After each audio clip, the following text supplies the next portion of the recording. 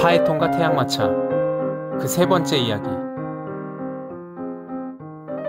대지가 곳곳에서 입을 벌리자 그 틈으로 무한지옥인 타르타로스까지 햇빛이 비쳐 들어갔다. 저승의 신 하데스와 그의 아내 페르세포네도 기겁을 했다. 바다가 마르자 바다였던 곳에 넓은 사막이 나타났다. 물속 깊이 잠겨있던 산들이 드러나자 키클라데스 섬 물 위에 새 섬들이 엄청나게 불어났다. 물고기는 바다의 바닥으로 내려갔고 돌고래는 물 위로 솟구치지 못하고 수면에 등을 대고 가만히 떠다녔다. 물개의 시체가 뒤집힌 채 무시로 물결 위로 떠올랐다.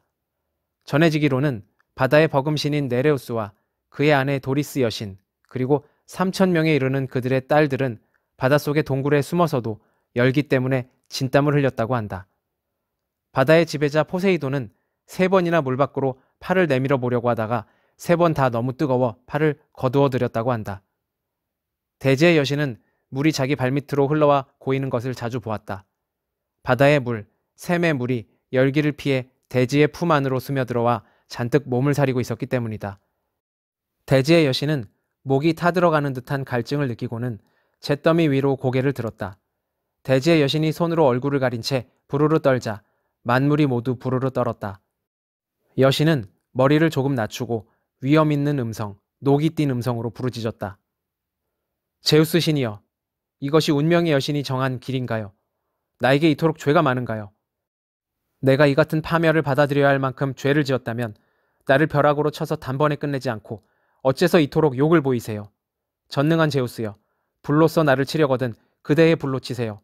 같은 파멸의 불이라도 그대가 내리는 파멸의 불이 차라리 견디기 쉽겠어요. 아, 몸이 타는 듯하여 말을 더 할 수가 없어요. 지상의 열기가 대지의 여신의 목을 조르고 있었다. 대지의 여신은 힘겹게 말을 이었다. 그을린 이 머리카락을 보세요. 빨갛게 충혈된 이 눈, 머리에 앉은 이 그을음을 보세요. 이 땅을 풍요롭게 하면서 그대를 섬겨온 나에게 내리는 상, 나에게 베푸는 은혜가 겨우 이것인가요? 괭이에 긁히고 보습에 찢기면서까지 참아온 보람이 겨우 이것인가요? 한 해 내내 마음 놓고 쉬어보지도 못한 나를 이렇게 대접해도 되는 것인가요? 뭇 가축들에게 나뭇잎과 부드러운 풀을 대어주고 인간에게는 곡물을 베풀고 신들을 위해서는 향나무를 기른 나를 이렇듯이 대접해도 되는 것인가요? 내가 이런 대접을 받아 마땅하다고 칩시다. 저 물을 다스리는 바다의 신, 그대의 형제 포세이돈은 왜 이런 대접을 받아야 하지요? 그대의 형제가 다스리는 물이 왜 바다를 등지고 땅 밑으로 스며드는 것이지요? 내가 말해도 소용없고 그대의 형제가 말해도 소용없다면 그대가 사는 천궁을 걱정하세요. 둘러보세요. 남극 권역과 북극 권역에서 뜨거운 연기가 오르고 있어요. 이 불길을 잡지 않으면 다음으로 무너질 것은 그대의 천궁일 것입니다. 하늘축을 떠받치고 있는 아틀라스를 보세요. 불길과 연기 때문에 괴로워하고 있지 않나요? 어깨로 떠받치고 있는 하늘축을 금방이라도 떨어뜨릴 것 같지 않나요? 대지와 바다와 천궁이 무너져 내린다면 우리는 옛날의 카오스로 되돌아가야 합니다. 아직까지 남아있는 것만이라도 이 무서운 불길에서 건지세요. 우주의 안위를 생각하세요. 이 말을 마치자 대지의 여신은 땅 위의 열기를 도저히 더는 견딜 수 없었던지 다시 땅 속으로 들어갔다. 대지의 여신은 저승 가까운 곳에 있는 동굴 속으로 그 모습을 감추었다. 신들의 지배자인 제우스 신은 자기가 손을 쓰지 않으면 천지 만물이 비참한 지경에 이를 것이라고 생각하고는 서둘러 신들의 회의를 소집했다. 파에톤에게 태양마차를 맡긴 태양신 헬리오스도 그 회의에 참석했다. 신들은 헬리오스와 파에톤을 두고 저마다 한마디씩 했다. 아비가 남봉질로 얻은 자식을 지나치게 사랑하면 적골이 되지. 이렇게 말한 것은 평소에 남봉질이 잦은 제우스의 아내이자 정식 결혼의 수호 여신인 헤라였다. 티탄 신들의 권리가 다 올림포스 신들에게 넘어왔는데 헬리오스와 셀렌의 남매만은 아직도 그 권리를 틀어쥐고 있으니까 이런 일이 생기는 거 아닌가요? 이렇게 투정을 부린 것은 그 뒤를 이어 각각 태양의 신과 달의 여신 자리에 오르게 되는 아폴론과 아르테미스 남매였다. 제가 다시 만들 테니 벼락을 던지시어 저 태양마차를 부숴버리십시오. 제우스 신에게 이렇게 청한 것은 태양마차를 만든 대장장이신 헤파이스토스였다. 결국 제우스는 천궁의 지붕 꼭대기로 올라갔다. 천궁 꼭대기는 그가 대지 위로 구름을 펼 때와 천둥이나 벼락을 던질 때마다 올라가는 곳이었다. 그러나 천궁 꼭대기에는 대지 위에다 펼 구름도 대지에다 쏟을 비도 남아있지 않았다. 그는 벼락을 하나 집어 오른쪽 귀 위까지 들어올렸다가 태양마차의 마부석을 향해 힘껏 던졌다. 벼락 하나에 파이톤은 마차를 그리고 이승을 하직했다. 파이톤은 자신이 불덩어리가 됨으로써 우주의 불길을 잡은 것이다. 천마는 벼락 소리에 몹시 놀라 길길이 뛰다가 멍에에서 풀려나고 고삐에서 풀려나 뿔뿔이 흩어졌다. 마구와 마차의 바퀴, 굴대, 뼈대, 바퀴살 파편이 사방으로 날았다. 아주 먼 곳까지 날아가는 파편도 있었다. 파이톤은 금발을 태우는 불길에 휩싸인 채 연기로 된 긴 꼬리를 끌면서 거꾸로 떨어졌다. 별이 떨어지는 것은 아니었지만 누가 보았으면 마른 하늘에서 별이 떨어지는 것으로 여겼을 터였다. 그의 고향에서 멀리 떨어진 곳에 있던 에리다노스 강의 신이 벼락의 불길에 그을린 파에톤의 주검을 받아주었다. 에리다노스는 클리메네와 남매간이었으니 파에톤에게는 외숙이 되는 셈이다. 밤의 나라 요정들은 불길에 까맣게 그을린 파에톤의 주검을 수습하여 묻고 비석을 세웠다. 비석에 새겨진 글귀는 다음과 같다. 아버지의 마차를 몰던 파에톤, 여기에 잠들다. 힘이야 모자랐으나 그 뜻만은 가상하지 아니한가.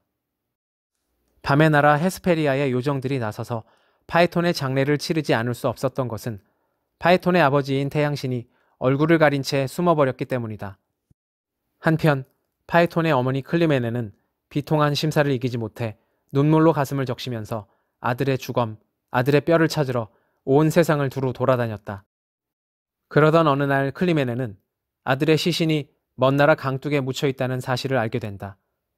에리다노스 강가로 아들의 무덤을 찾아간 클리메네는 무덤을 내려다보며 대리석에 새겨진 이름에 눈물을 떨구다가 맨가슴으로 그 비석을 끌어안았다.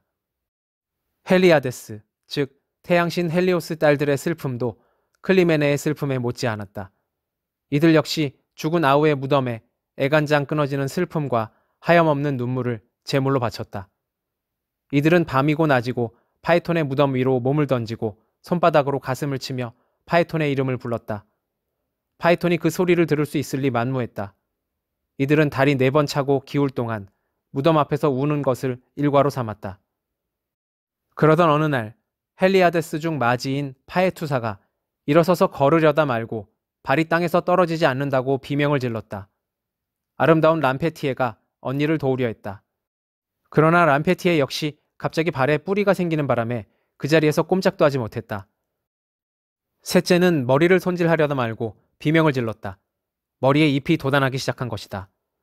하나가 다리가 나무둥치로 변한다고 비명을 지르면 다른 하나는 팔이 나뭇가지로 변한다고 고함을 지르는 식이었다. 헬리아데스 5자매가 이 놀라운 변신에 정신을 차리지 못하고 있을 동안 나무 껍질은 이미 이들의 허벅지를 덮고 사타구니, 가슴, 어깨, 손을 덮으며 올라오고 있었다. 이들은 입이 껍질로 덮이기 직전에 어머니를 불렀다. 어머니인들 무슨 수로 이들을 구할 수 있을까? 어머니 클리메네는 달려가 자신의 입술을 느낄 수 있을 동안만이라도 입을 맞추어주는 수밖에 없었다. 그러나 클리메네는 입맞춤만으로는 성에 차지 않아 나무에서 껍질을 벗겨내려고 애쓰면서 아직은 부드러운 나뭇가지를 꺾어보았다. 그러자 꺾인 자리에서 수액 대신 상처에서 흐르는 피와 너무나 흡사한 액체가 흘렀다. 가지를 꺾인 딸이 외쳤다. 어머니, 저를 다치게 하지 마세요. 제발 꺾지 마세요. 나무로 둔갑했으니 이제 가지가 제 팔이고 다리랍니다. 그럼 안녕히. 이 말이 끝나기가 무섭게 나무 껍질이 딸들의 입을 막았다. 파에톤의 누이들은 그렇게 포플러 나무가 되었다. 이 나무 껍질에서 눈물이 흘러나와 태양빛에 굳으면서 호박구슬이 되어 가지에서 에리다노스 강물로 떨어졌다. 에리다노스 강은 오늘날 이탈리아에 있는 포강의 그리스어 명칭이다. 강물은 이 호박구슬을 물밑에 간직했는데 뒷날 로마 부인네들의 장신구가 된 호박구슬이 바로 이것이다.